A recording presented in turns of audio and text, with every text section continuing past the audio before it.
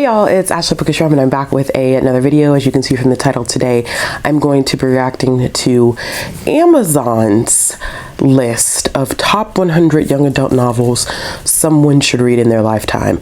Now, I have done a lot of reaction videos to lists that are explicitly like literature, books related. And the reason why I keep reacting to these lists is because typically I like to see what people think are like pivotal, monumental books that everyone needs to read. I did a reaction with Bethany not too long ago. We did a live reaction to the Times Best 100 YA books, and we thought the list was garbage. And I don't know if I have ever seen anyone make a list of books yet that I absolutely adore or think is well balanced. I actually just found out that Times has also done a top 100 children's books. So I probably am going to be doing a reaction video to that as well. Just let me know in the comments if that's something that you would like to see. While you're already here, make sure you go ahead and hit that like button, hit the subscribe button to see more content, hit the bell to get notifications, and we're going to go ahead and jump right in it because why waste time? Why waste time? Okay, so here we are, Amazon's website. And of course, the first thing that they have here is 100 young adult books to read in a lifetime from the Amazon Books editors. Don't know how much we should like trust that. Depends on how you feel about Amazon, which I know a lot of people feel some type of way about Amazon. So I'm guessing that they have this divided up into sections and then I can just scroll through. So it's probably 1, 2, 3, 4. I guess, I don't know how they divided that, maybe 25 in each section. Okay, so we're going to start on this first line. We have A Clockwork Orange by Anthony Burgess. Now, I have not read this book, and it's really interesting because quite often I have seen this book classified as an adult book, and I don't know if, I think maybe it has been required reading for a lot of like high school classes, but I know that I've often seen it sold and also like cataloged as an adult fiction book, but I have not yet read it, but I'm assuming that they have put it on this list because of the fact that it is one that I know a lot of people have enjoyed. To be honest, I have not seen a lot of people say that they haven't enjoyed it, or I could just be talking to a select group of people, but I do know that it has been required reading. The second one, A Great and Terrible Beauty. Now, I'm a huge fan of Libba Bray. I have read the first 2 books in this Gemma Doyle trilogy, and I really like them. The Gemma Doyle trilogy, if you didn't know, is actually connected to her Diviner series. I don't know how many people actually know that. I have no idea how many people actually know that, but I don't know if out of all the books that she's written that I would put this in the top 100. I think I would probably choose something from the Diviner series because I feel like she does a little bit more, not technical writing things, but just storytelling and character development in the Diviner series is A1. So I would have gone with something from there as opposed to the Gemma Doyle series. A Separate Piece by John Knowles. This is one that to be quite honest, I have never heard of and I have not read. A Tree Grows in Brooklyn by Betty Smith. I think this is one that we thought should have been included. Maybe this is one that we thought should have been included on the Times list and it wasn't included. I know that this also is one of those books that's usually like assigned reading. However, it is often given to high school age, even if it is sold in like adult fiction sections or is cataloged as adult fiction. I know that a lot of teens do end up reading that book. Adventures of Huckleberry Finn. I think we can let it go. I don't know if I personally, and these are all my opinions, y'all, of course you could disagree.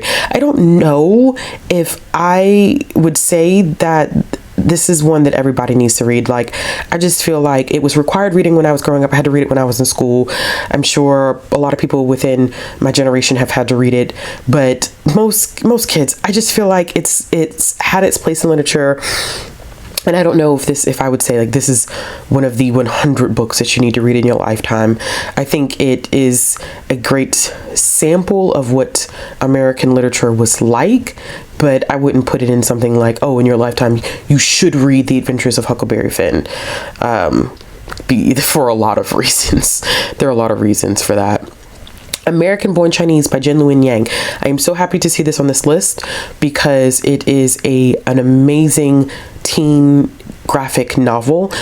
I love Jin Luen Yang. I love American Born Chinese. It's been a while since I've actually read it, but I believe he actually got the Eisner Award for American Born Chinese.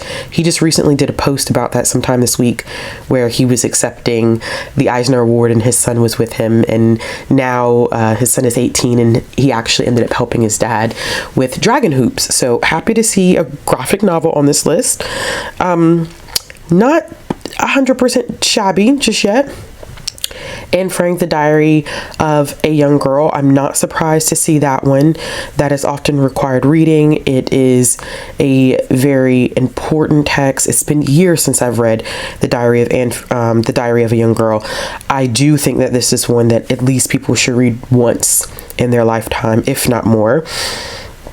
Now this is interesting, and instead of including Anne of Green Gables, they decided to include Anne of Avonlea. And this is where we kind of see some crossing in between age categorizations, because Anne of Green Gables is often categorized as a children's classic, not necessarily a teen or young adult classic, but it does have crossover appeal, so I can understand why. And then of course with the Netflix TV show, a lot of interest had been driven in Anne of Green Gables. Ruta Sepetys, Between Shades of Grey. I do think that you should read at least one Ruta Sepetys book in your lifetime. If you are looking for young adult or teen historical fiction, Ruta Sepetys does a great job of capturing historical fiction from a very different lens. I've only read one of her books and I've read it twice, and it's Salt to the Sea. It's one of my favorite historical fiction books of all time. It is a historical fiction book that has made me cry. It's time for me to do a reread. I may do a reread before the year is over with, but it is a sad story, but it looks at World War II from a completely different lens. I do have a copy of Between Shades of Grey, and I know that a graphic novel adaptation just came out for Between Shades of Grey, so I can't speak to that specific book, but I do think that Ruta Sepetys should be on this list. Carrie by Stephen King. I don't feel like King should be on this list. I know that a lot of teens, when this book was coming out, this book came out in late 70s, early 80s, one of the two. When this book came out, or maybe it was early 70s, I can't remember, because this is King's first book, if I'm not mistaken. I understand the historical context in that a lot of teens would have been reading this book when it first came out. I don't know if it has staying power, meaning that if it is something that would hold up generation after generation. A lot of King's earlier works, I know Bethany was just talking about this on a live show, just don't really hold up against the test of time. The things that he was doing with his text, the language that he was using, it's just very abrasive, very derogatory, very offensive to a lot of different communities. So I wouldn't say that it's a must to read a lot of his earlier works, to be honest with you. Cinder by Marissa Meyer, very, very, I think, pivotal in what it was doing with the reimagining of fairy tales when YA is in that, that golden phase of second golden age of getting a boost. City of Bones, Cassandra Clare, regardless of how you feel about her, regardless of how you feel about the Mortal Instruments and whether she's making these books as a cash grab, they are very, very important to young adults. Now, I think someone actually did catch me really good when I talked about this last time, when we did this list last time, is that it's hard to look at these lists sometimes and be like, okay, is it Are we talking about books that have made impact? Are we talking about enjoyment here? Are we talking about their place in young adult? Like, it's kind of hard because it's not really distinguished. Sometimes in these lists, you don't know why they put on the list. They're just there. I think that in the case of City of Bones, it's not the best written book on the planet. It really isn't, but it is monumental for what it did in like paranormal fantasy for the age categorization of young adult. So if you're looking at it, I think from like an educational standpoint and the history of YA as an age group in text, then I would put it on this list. Here we have Codename Verity. I think I still have a copy. I may or may not still have a copy of Codename Verity. I think that this book was extremely popular at one time. I think it's another historical fiction book that has kind of held up, but I don't know if I would add it to the list as a 100. I'm not sure. I'm not sure how I feel about that one, but I do know what this title is. I'm familiar with it. Crank by Ellen Hopkins. I just read this book in October, and it definitely I think I would add it to 100 books. It is definitely one of those monumental books that serves as not only a cautionary tale, but also a book that helps build empathy for those who may be battling some sort of addiction. Daughter of Smoke and Bone, not my favorite book at all, and honestly I can't really justify it being on this list because I don't know what it pioneered. Or are we talking about enjoyment here? Because even from my lens of enjoyment, I didn't think it was that great. I think Laini Taylor is gorgeous writing, but the story itself just didn't really grab me. I wouldn't put it as a top 100. Divergent by Veronica Roth. Love her or hate her, Veronica Roth really definitely drove home that whole era of dystopian that hit, you know, starting in like 2011, 2012 era. I mean, we could hate the way the series went. We could hate the way that it ended. We can have issues with books that Veronica Roth has written after this, but without a doubt, it is one of those books that I think should be read because it does give you better insight to how the whole idea or the whole age bracket of young adult has taken shape. Dune. Y'all would know better than me on Dune, to be honest with you. I personally wouldn't include it because I feel like Dune is very hardcore sci-fi, and not saying that teens wouldn't read that, but I don't know if Dune is really targeted at a young adult audience. I don't really know of Dune being required reading for anyone. It's kind of weird that that one's on there. I wonder if they threw that on there because of the movie. I don't know. Eleanor and Park, no. We can do without, to be honest. There are so many things that have been stated that is just completely wrong with that book, and I just don't. There are other books, if we're looking for impact in terms of contemporary, I think there are books that have done it better than Eleanor and Park. And the last two on this, Ender's Game, regardless, I mean, Orson Scott Card has said some pretty, I don't know if he's said or if he's just noted to have some very, you know, not so great beliefs, but I know that Ender's Game has been a huge thing for a lot of teens who are getting into SFF. Same thing with Aragon. That was a huge thing for kids that were getting into fantasy, particularly fantasy with dragons, and you know, Christopher Paolini definitely did his thing with the series, although I never really got into it. I can tell already, just from these first couple of lines, that we are working with not a lot of diversity, but I'm not surprised. These lists often do not feature a lot of diversity. It is what it is. Every Day by David Levithan, no. I would not include this on the list. I just wouldn't. If you had 100 books, 100 books, I would not include this at all. I just wouldn't. And even looking at the rest of this line right here, Fahrenheit 451, Flowers for Algernon, Girl Interrupted. A lot of this seems to be based off of what they also know to be required reading. I have a lot of feelings about required reading in a high school classroom setting. I'm not an English teacher, so if you are, definitely put me in my place about it.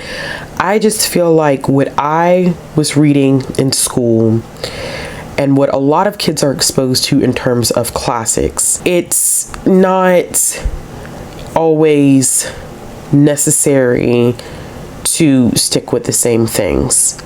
I think that sometimes it's best to pick texts that current generation can relate to. Not that there's not value in these books, especially Flowers for Algernon, especially for, you know, I personally like Fahrenheit 451. It's not everybody's cup of tea, but I like Fahrenheit 451. Girl Interrupted. I think they all have value, but I don't know if they're included on this list because those three, first of all, are often, once again, target audience is adult, often, you know, sold as adult fiction, cataloged as adult fiction in a library. I feel like these have been required readings, so the team decided to add these to the list, which just doesn't make any sense, but okay. Feed by M.T. Anderson. This is, I believe that's a dystopian book. That was also on the New York Times, not the New York Times, the Times Top 100 as well. Forever, Always. I think Forever by Judy Blume is one that should always be included on the list, without a doubt. Go Ask Alice, also another one that I think should always be included. Graceling, I don't know. I don't know if I would necessarily include Graceling. I know that a lot of people love Graceling and say that it's amazing. I think there's a fourth one that has come out or is coming out, and I have not read it, but I don't know if I would include it. Harry Potter, as much as we don't like her, Harry Potter is extremely important when you look at how YA developed. It was Harry Potter and Twilight in the early 2000s that set young adult into its golden age. So that's why I said these lists are kind of hard to figure out sometimes, because you don't know if it's based on pure enjoyment or if it's based on the impact that it's had on the age categorization. Hatchet by Gary Paulson. Hatchet also is one that's crossover appeal. It's definitely more like a middle grade audience book, but I think that it's a good text to include on here because it has that adventure and survival aspect to it that we don't always get a lot of in young adult, but I think it leads it. This book particularly kind of sets the tone for that. His Dark Materials, also not so much young adult as like maybe middle grade, but definitely crossover appeal. I don't know. I know the later ones I think are definitely young adult, but I've never read His Dark Materials, the series, but I know that a lot of people feel like it's pretty iconic. I can see why that one's on the list. Whole of My Life by Jack Gantos. Yeah, I would include that on the list. I Captured the Castle by Dodie Smith. Yeah, I would add that one. I Know What You Did Last Summer by Lois Duncan. Yes. When we're talking about thriller, horror, that type of like genre within YA, this is kind of a good place to start. If I Stay by Gail Forman, I wouldn't add it to the list, to be honest. I think Gail Forman was popular at one time, but it doesn't have any staying power. I'll Give You the Sun by Jandy Nelson. It's not that these aren't good books, and I feel like when I'm getting down into the nitty gritty and doing these lists, people are like, do you feel like they're not good books? It's not that I don't feel like they're good books. I just think that with a lot of these lists, you have to be wise with your choices when you're talking about top 100. There are thousands of young adult books that have been published or are getting published, and I just think that you gotta be wise about your choices, and I just don't think I would include If I Stay or I'll Give You the Sun. Legend by Marie Lu.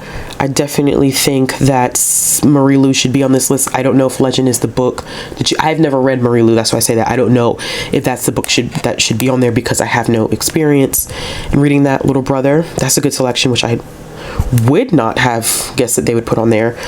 Looking for Alaska. John Green, whether we hate him or love him, should be on this list. I don't know if I would choose Looking for Alaska. I think I've actually read most of John Green's books, which I always forget that I have read most of his stuff before. I don't know when I read most of his stuff, but according to my Goodreads and my reviews, I have read most of his stuff. I don't know if I would include Looking for Alaska, if that would be the book of his that I would choose, but I would put John Green on this list. Lord of the Flies, I hate that book. And every time I do videos like this, Lord of the Flies is on the list, and somebody's always going to ask me, why don't you like Lord of the Flies? I just don't like it, y'all. It just wasn't my thing. Like, that was required reading for me in school, and I just did not enjoy it. All right, going to the next one, because my camera battery is about to die. The Book Thief by Marcus Zusak, I would put that on there. Boy in the Striped Pajamas. I won't say that I feel like you have to go for one or the other, but I almost feel like you have to go for one or the other. If you're talking about the constraints of your list here. The Call of the Wild by Jack London, another classic that was required reading. The Catcher in the Rye, required reading. The Cider House Rules, required okay, this is stuff that I don't like with lists like this. Required reading doesn't mean that you have to put it on a list. Most schools are trying to steer away from reading classics and defining them as being required reading, and other books geared at young adults not being ones that you can choose. Like, I just wouldn't. That's kind of a theme that I'm seeing here. I'm not really happy about that. City of Ember, good book, middle grade appeal, middle grade audience, maybe some young adult crossover appeal. The Color Purple, that's required reading. That's definitely targeted at an adult audience, adult content. It was required reading when I was in high school. I like The Color Purple. However, you know, The Curious Incident of the Dog in the Nighttime, same thing. Like, required, reading. The Face on the Milk Carton, I've heard things about that one. I have not read it, so I won't make too much commentary on it, on whether it should or should not be on here. The Fault in Our Stars. See, once again, I also don't like duplicates, y'all. If you put one author on the list, then you need to choose one of their books, not multiple. Like, choose one, because then it's starting to look like you just are filling up your list because you had nothing else to put on there. The Fifth Wave by Rick Yancey. I think if you're going to go with the dystopian era, you need to just choose one from the dystopian era and not multiple, because they all pretty much were structured the same. They all kind of read alike to some degree. I enjoyed the dystopian phase of young adult, but I wouldn't include multiples of it, like Divergent, Fifth Wave, Maze Runner. They don't all need to be on there. The Giver, yes, The Giver does need to be on this list. The Grapes of Wrath, absolutely not. Absolutely not. This is required reading. Like, you definitely require reading. The Hitchhiker's Guide to the Galaxy, I would include that on this list. The Hobbit, which is actually a children's book, but definitely read by all ages. Definitely, I think, needs to be on this list in terms of when we're looking at fantasy. So I definitely would include The Hobbit. The House of the Scorpion, I would definitely include that one. House on Mango Street, absolutely. Hunger Games. And it's crazy because I love the Hunger Games movies, but I don't like the books. And I know that it is literally like a reimagining of Lord of the Flies to some degree. I do think that what Suzanne Collins did and what it did for YA is important to look at. The Knife of Never Letting Go by Patrick Ness. I think you can choose something else. I think it was very popular. I think it had its time. But I don't know if I would put it on 100, my top 100. The Lovely Bones, adore the book and the movie. Don't know if I would put it on top 100 though. I don't feel like I would include it on top 100. See, here we go. The Maze Runner. I don't feel like The Maze Runner needs to be on here because you already have The Hunger Games, Divergent. You have The Fifth Wave. You're choosing too many books from one specific era. The Old Man and the Sea, required reading. The Outsiders, I would include it, but now I'm questioning if they included it because The Outsiders is often considered why is often considered required reading, or if they're including it because The Outsiders is the point at which a lot of people say this is where young adult started. Although I think you can trace some of its roots back to the 30s and 40s, but this is a good entryway to the age categorization of young adult. The Outsiders is. So now I'm questioning whether they actually know that or whether they just threw this on a list because it was required reading. Perks of Being a Wallflower, I would include that. The Princess Bride, absolutely would include that. Sandman, yeah, I don't know. I think it's iconic for comic book reasons. I don't know if I would. They do have a lack of graphic novels and comics on this, so yeah, I would say Sandman's fine. The Secret History by Donna Tartt? Really, y'all? The Secret History... Who do y'all put on these committees? Absolutely not. Absolutely not. The True Confessions of Charlotte Doyle.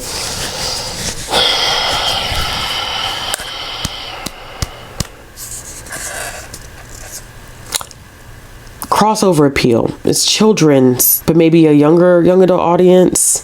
I don't know if I would put that on there. The Wee Freeman. I actually have never read Terry Pratchett. Think that Terry Pratchett should be on this list. I don't know if this is the book that should be chosen because I'm not as familiar with Terry Pratchett's works. The Witch of Blackbird Pond. Once again, this is more children's middle grade than young adult. It may have some crossover appeal. I don't know if I would add it to this list though. Their Eyes Were Watching God. Required reading. Beautiful book. Love Zora Neale Hurston. But I really do feel like some of these books were just added because they were required reading. 13 Reasons Why by Jay Asher. Yes, he's not a great human, but there is something to be said about this book, the Netflix adaptation, and its ability to continue these conversations about how mental health discussions should happen amongst teens and what that representation should or should not look like. So that's my feelings on that. This Boy's Life and Memoir, I've actually never heard of that. Surprised to see Through in a Glass. You know, Time, the committee that did the list for Time, did not put Sarah J. Maas nor Cassandra Clare on the list.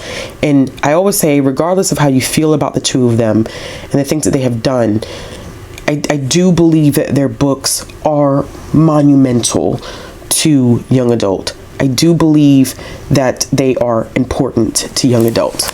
To Kill a Mockingbird is a tricky one for me too, because I think that once again, it's all about how you look at it. It's all about what the purpose of this list was. Are they doing it because of the importance or the role it's played in the history of it? Is it enjoyment? I think that they put this on here for required reading, to be honest with you. Twilight, love her, hate her, love the books, hate the books. We all know how I feel about Twilight. I got a whole series review of Twilight. I can dislike that whole thing and still recognize that 2005 golden era of YA, Stephenie Meyer was very important to that. May not like what she does, what she writes, but it's the truth. Uglies, once again, this is another... I just don't think that the dystopian phase of YA put out that many great books. I really genuinely don't. I really don't. They didn't put out that many great books, and yeah, no. Watership Down, yes. We Were Liars, I would put it on there. Whale Talk, I have not read Whale Talk, so I won't make commentary about that. I can't believe that that was 100 books. It felt short. Oh, look, y'all. So there's 2 other lists. If you want me to do these other lists, they have 100 books to read in a lifetime and 100 children's books to read in a lifetime. Those lists are probably garbage. Okay. I don't know when this list was created. There's no date or anything attached to it. I think that, okay, so it says here that they have a best YA books of the month. All right. So clearly, I think that, they have a whole bunch of these, y'all. Let me know which ones you would like to see me do. Okay. I am going to close this out. To be quite honest, that was not a good list. I think that was 100 books, but I don't feel like it was. It seems like each row had 6, 12. I feel like that was just 80. I feel like that was 80 books and not 100. Unless I count it wrong. 1, 2, 3, 4, 5, 6, 7, 8, 9, 10, 11, 12, 13, 14, 15, 16, 17, 18, 19, 20. Okay. So first of all, that's 20, 40, 60, 80. That was 80 books. Now it's like, where are the other 20? That is absolutely, that is so strange. That is awful. Yeah, that was just 80 books, y'all. And I'm literally scrolling through and seeing, oh, okay. They did have Ready Player One on the list, which did not show up in that original set, I think, unless I'm mistaken, but it didn't show up. They have Macbeth. And this is because I had to open up another section, by the way. So they had Fahrenheit 450, they had Ready Player One, Macbeth. Persepolis is a yes. I would include that. So Persepolis was on there, which it didn't show up on the original list. The Absolutely True Diary, Part-Time Indian. They do have Mouse on there, which I would go with. The one thing that I do like is that this list did include graphic novels, which I think is really important. They also had My Side of the Mountain. I would include that, even though that, once again, that's another title that I feel like is more of a children's middle grade, but just have some crossover appeal. They included the autobiography of Malcolm X. I wouldn't include that one not because it's not good, but I just, once again, required reading. Shadow and Bone was one that wasn't on there before. Yeah, I would say Sarah J. Maas. If you have Sarah J. Maas, Cassandra Clare, and Laini Taylor, I would throw Leigh Bardugo on there. The Selection by Kiera Cat, I wouldn't put that on there. The Great Gatsby, once again, required reading. Monster, I would include, because Monster with Walter Dean Myers is really important. They had On the Road by Jack Kerouac, required reading. They included another John Green book, which was Paper Towns. That's 3 John Green books on this one list. They had Miss Peregrine's Home for Peculiar Children. I wouldn't include that.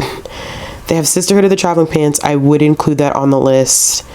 I think that whole friendship dynamic it set forth that motion of what we see in a lot of YA books now. The Basketball Diaries, that's old school. I don't know anything about that one. Pride and Prejudice, no, I wouldn't include that. Shiver by Maggie Stiefvater, I wouldn't have included that. Marjorie Morningstar, I've never heard of this one. It looks like something that would have been required reading. Murder on the Orient Express, I wouldn't have included that one either.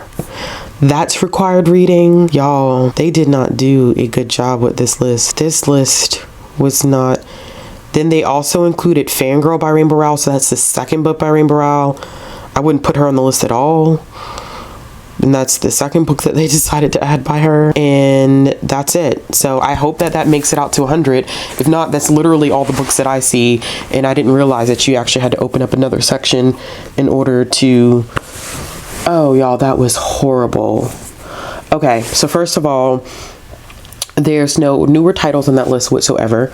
Everything is either modern classic, dystopian era, early fantasy era of YA, very little authors of color, very little range of any other marginalized group, whether that be disability, whether that be sexual identity, gender identity. There was a little bit of mental health representation on there, but not always good mental health representation. They just literally miss an entire era, kind of like how Times magazine did theirs. It seems like they missed a whole wave. They put John Green on there multiple times. They put Rainbow Rowell on there multiple times. I think John Green had 3 books. So now you're using filler. I think a lot of these books were added because, like I said, they were required reading. I really like to know, like, what the makeup of these panels are. I know for Time magazine we did get to see the panel makeup, but I still think that was slightly biased because they were adding friends and leaving out books that really just should have been a part of the list. There was a lot of gaps in time with that list. I don't think that the Time magazine did a good job with their list. This list is, in my opinion, where they excelled better than Time was basically in the inclusion of the graphic novels. I think those are a huge thing when you're talking about young adult books, regardless of whether their original purpose is always intended to be young adults. Young adults typically gravitate towards graphic novels, comics, and manga anyway, from my experience in working with them. So I was glad to see some of those on there, and Time really didn't do a good job of doing that, whereas I think that this list did. But there's a clear lack of diversity here, lack of awareness in the fact that a lot of these books simply work as required reading and not necessarily are young adult books that I think, you should read in your lifetime. A lot of those could really cross over into a top 100 books of all time. It didn't need to be on the young adult books, but because they're often required reading in high school, that's why they made it on that list. I cannot wait for the day when someone comes up with a list that I really enjoy, because this just was not it. How freaking disappointing. That was disappointing. Oh my God, that was disappointing. Oh my God, that was disappointing. But I am willing, if you want to see me, go through the other list that they have, I can do that. I don't know why this list was structured so awkwardly. Like the part that you see me like screen sharing with you did not include all 100 books, which is dumb. Like, would you not? Whatever. That formatting was dumb. This whole list was just not a good list. What a waste of time. This is not a good list. Okay, well, if you want to see me react to more of their list, I definitely will. I should do a comparison, because Time does have their children's list up. Amazon has their children's list up. And I have not done a children's list yet. I've done a lot of 100 books of all time. Now, two lists of young adult books. I've done banned books and stuff like that. But, wow. I'm really disappointed, so I'm gonna end this video so I can gather my feelings. If you like this video, give it a thumbs up. If you want to see more content from me, click the subscribe button, hit the bell for notification. Looking for ways to support this channel. All the links will be down in the description box below. Wow, this is so disappointing. Anyway, tell me what you think in the comment box below, and I'll be back with another video soon. Bye.